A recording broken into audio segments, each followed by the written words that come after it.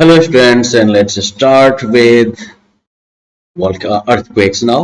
अभी तक हम लोगों ने देखा है कि इंडोजेनस फोर्सेस के वजह से किस तरह से जो है प्लेट टेक्टोनिक्स में मूवमेंट होता है, how the convection currents result in convergence और divergence of these plates and how these like movements can create either folding or faulting effect.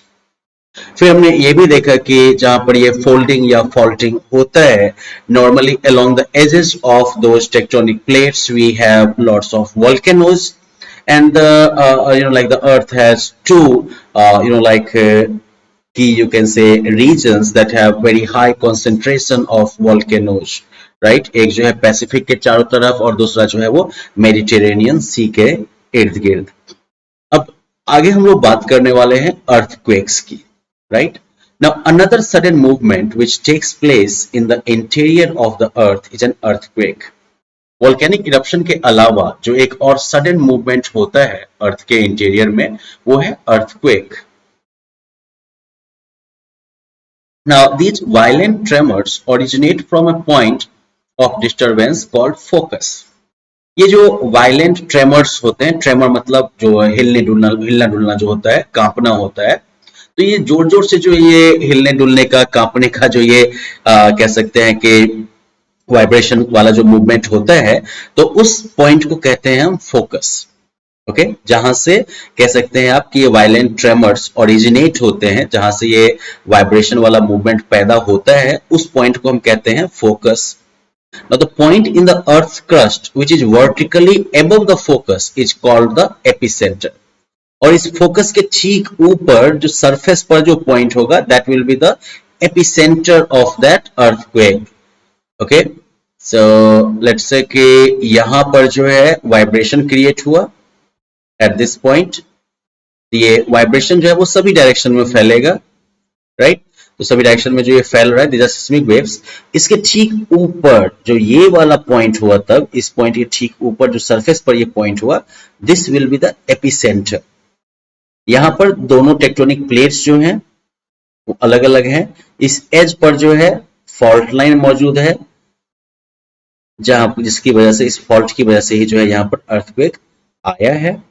Okay, now earthquakes occur when the earth's plates move and readjust due to the excessive heat generated in the earth's interior.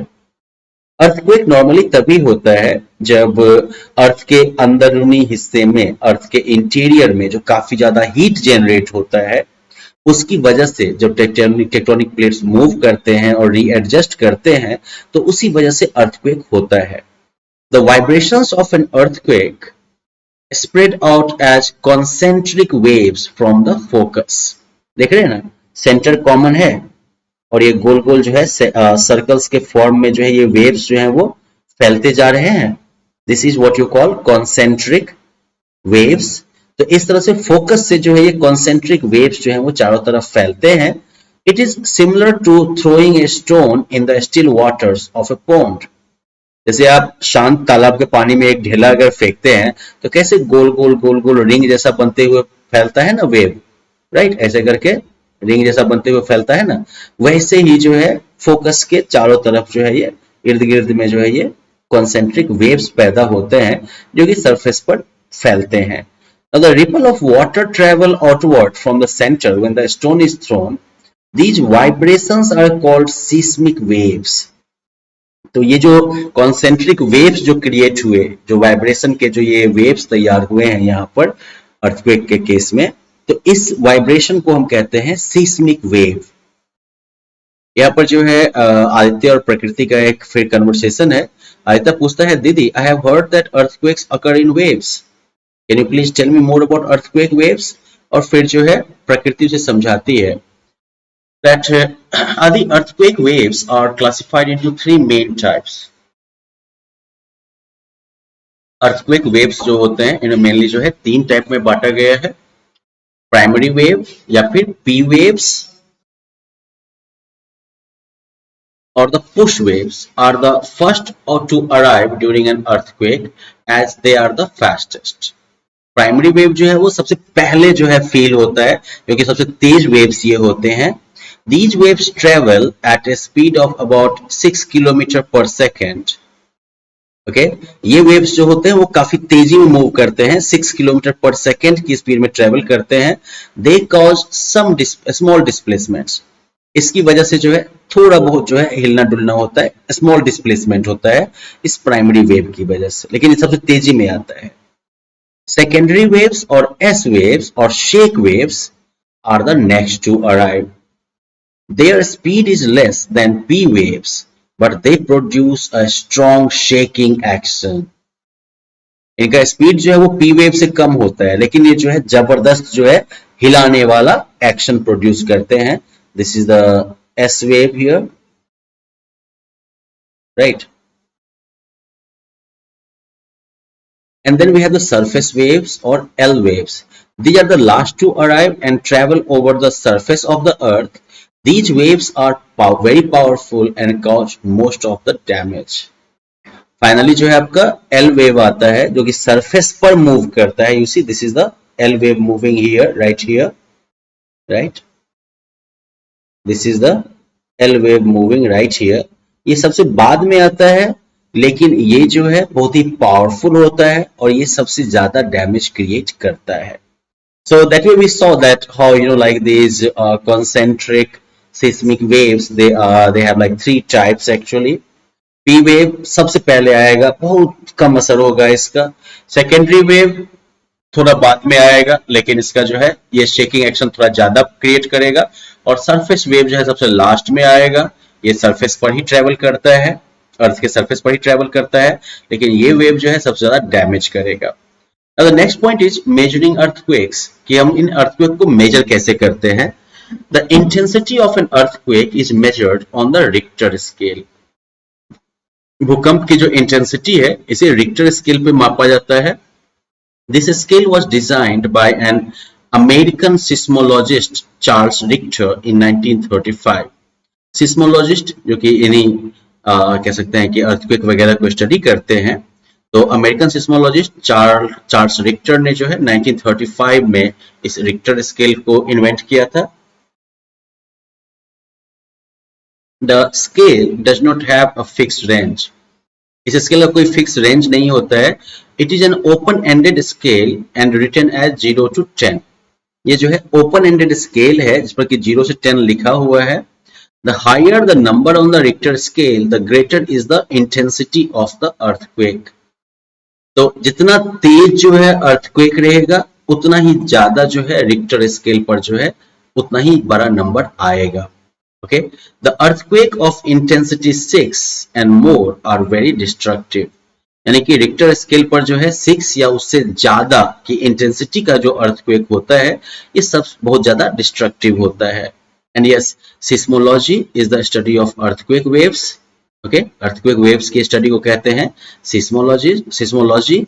And seismologists are the experts who study the pattern of earthquakes, and the instrument that records the intensity of the earthquakes is called a seismograph. तो चलिए, seismic activity, earthquake को हम कहेंगे seismic activity. इसकी पढ़ाई को seismology, पढ़ाई करने वाले seismologists, और हाँ, जो earthquake की intensity को measure करने वाला equipment होगा, that will be seismograph. And yes, let's have another Vista fact here. An earthquake of 2 or less on the Richter scale can be felt, but it is not dangerous. 2 या उससे कम का Richter scale पर जो earthquake है वो आप महसूस कर सकते हैं, लेकिन ये खतरनाक नहीं है. An earthquake over 5 can cause severe damage. 5 से ऊपर का जो अर्थक्वेक होगा वो काफी डैमेज कर सकता है.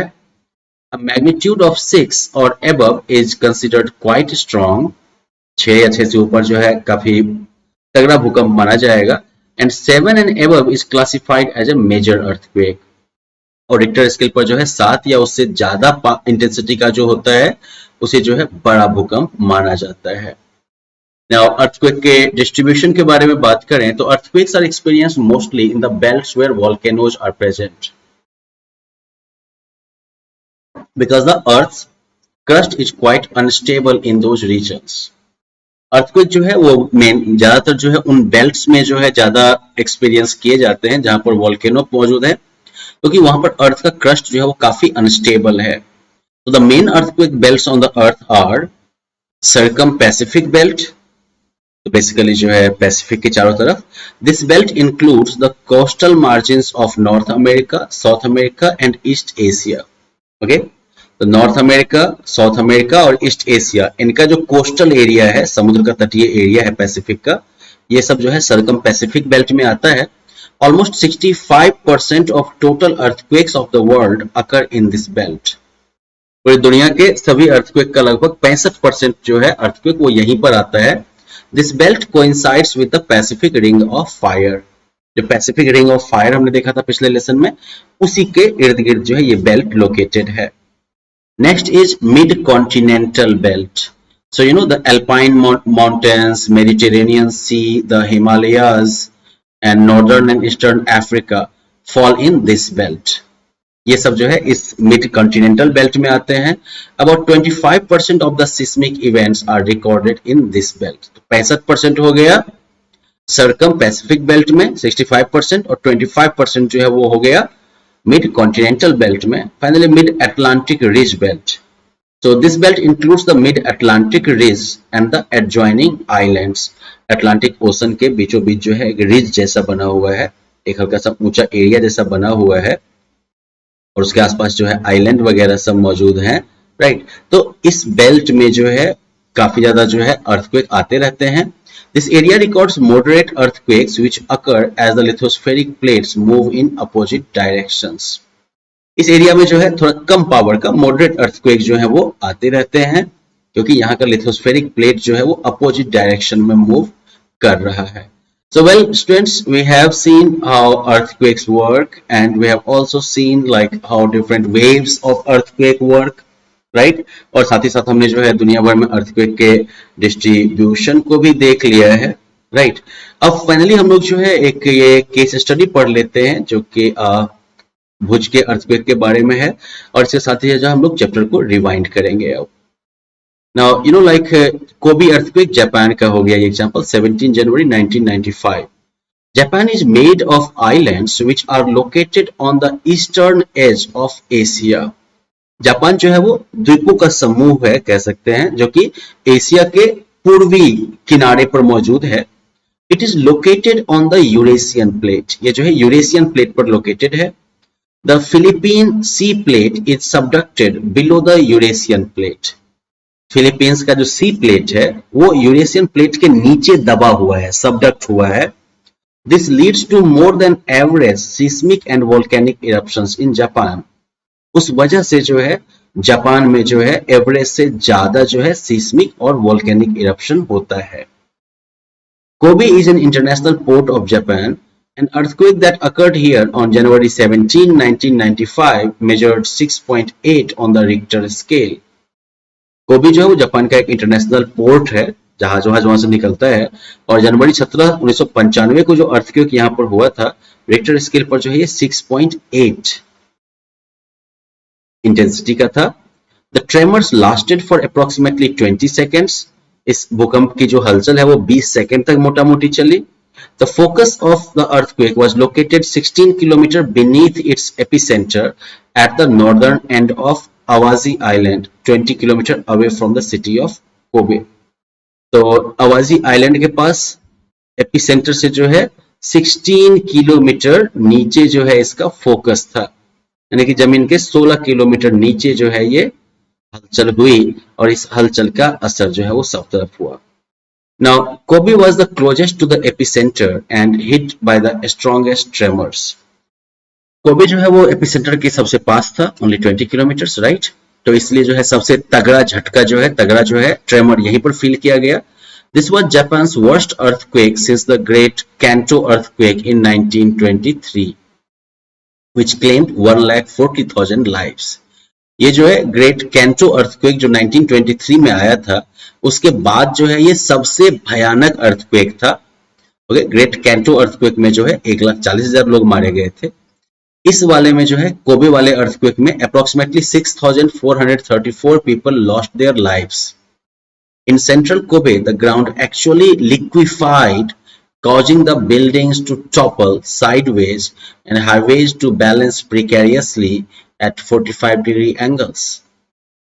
सेंट्रल कोबे में जमीन जो है वो एक्चुअली लिक्विफाई हो गया है एकदम से, और उसकी वजह से बिल्डिंग्स जो है वो बिल्कुल पलट के गिर गई। टॉपल मतलब क्या होता है, गिर जाना, पलट के, राइट। और हाईवे जो है 45 डिग्री के एंगल पर जो है लटक गया है एकदम से।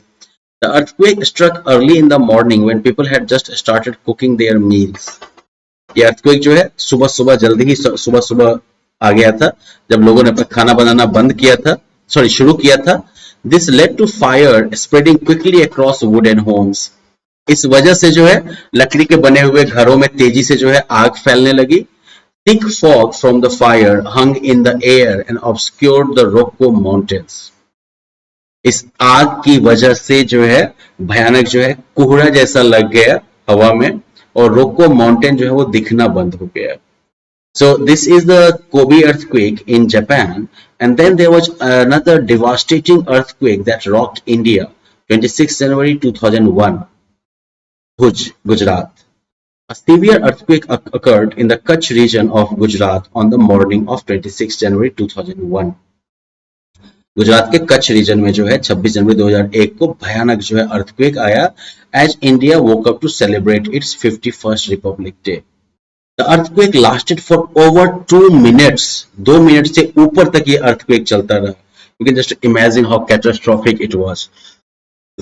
The epicentre was near the town of Bhuj and the intensity of the earthquake was 6.9 on the Richter scale. The earthquake led high-rise buildings to collapse and settlements to turn into heaps of debris. एक तो मान लीजिए 6.9 Richter scale का जो है ये earthquake, वो भी 2 मिनट से ऊपर रहा। जो बड़ी बड़ी बिल्डिंग्स थी वो धड़ाम हो गई, जो लोगों के रहने का घर था वो जो है कह सकते हैं कि ढेर बन गया मलबे का। About 20,000 people were killed and more than 5 lakhs were adversely affected. 20,000 के आसपास लोग मारे गए और 5 लाख से ज्यादा लोग जो है वो बहुत बुरी तरीके से प्रभावित हुए। There was large scale destruction of property at Bhuj, Rajkot and Ahmedabad. भुज, राजकोट और अहमदाबाद में जो है काफी ज्यादा जो है संपत्ति का नुकसान हुआ। Now the reasons for the Bhuj earthquake were the sea floor of the Indian Ocean spreading at the rate of 5 centimeters per year, gradual northward movement of the Indian plate, and the reactivated faults below the surface in the Kutch region. तो इस भयानक earthquake के जो है 3 की regions थे। ये Indian ocean जो है वो उसका फ्लोर जो है वो 5 सेंटीमीटर पर ईयर के हिसाब से जो है फैल रहा है। सी फ्लोर स्प्रेडिंग आप लोगों ने देखा था उस वीडियो में भी।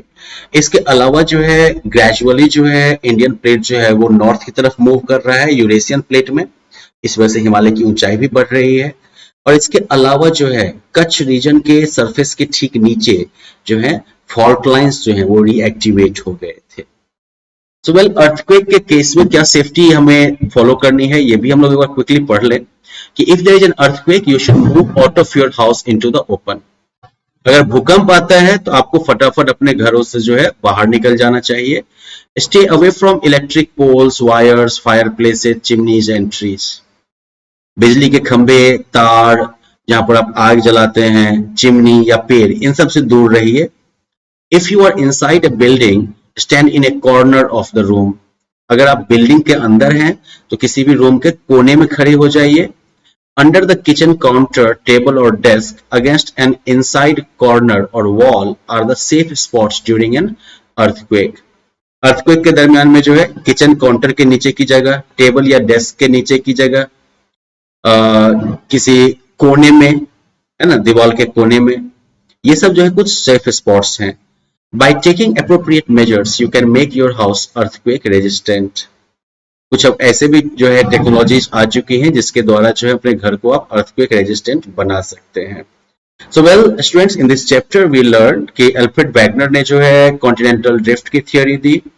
एक्सोजेनिक फोर्सेज जो होते हैं वो अर्थ के सरफेस पर ओरिजिनेट होते हैं, एंडोजेनिक फोर्सेज जो है वो अर्थ के सरफेस के नीचे ओरिजिनेट होते हैं। ओके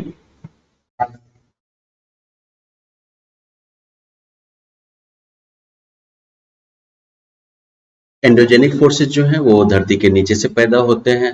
वोल्केनो क्या है, तो अर्थ के सरफेस में ओपनिंग एक हुआ जिसके रास्ते से लावा बाहर आता है। एक्टिव वोल्केनोज में अक्सर इरप्शन होता है डॉर्मेंट वोल्केनोज वो हुए जिनमें कि लंबे समय से इरप्शन नहीं हुआ है। एक्सटिंक्ट वोल्केनोज या डेड वोल्केनोज वो हुए जिनमें कि कभी इरप्शन अब नहीं होगा। अर्थक्वेक जो है वो लिथोस्फेरिक प्लेट्स के मूवमेंट की वजह से होते हैं। अर्थक्वेक को मेजर करने के लिए जो है रिक्टर स्केल का यूज किया जाता है। और मेन जो अर्थक्वेक के बेल्ट्स हैं वो हैं सर्कम पैसिफिक, मिड कॉन्टिनेंटल जिसमें कि हिमालय का रीजन भी आता है, और फिर mid Atlantic region. So that was it about this chapter. Hopefully you have understood it well. Now you can test your understanding by trying the chapter and questions. Thank you.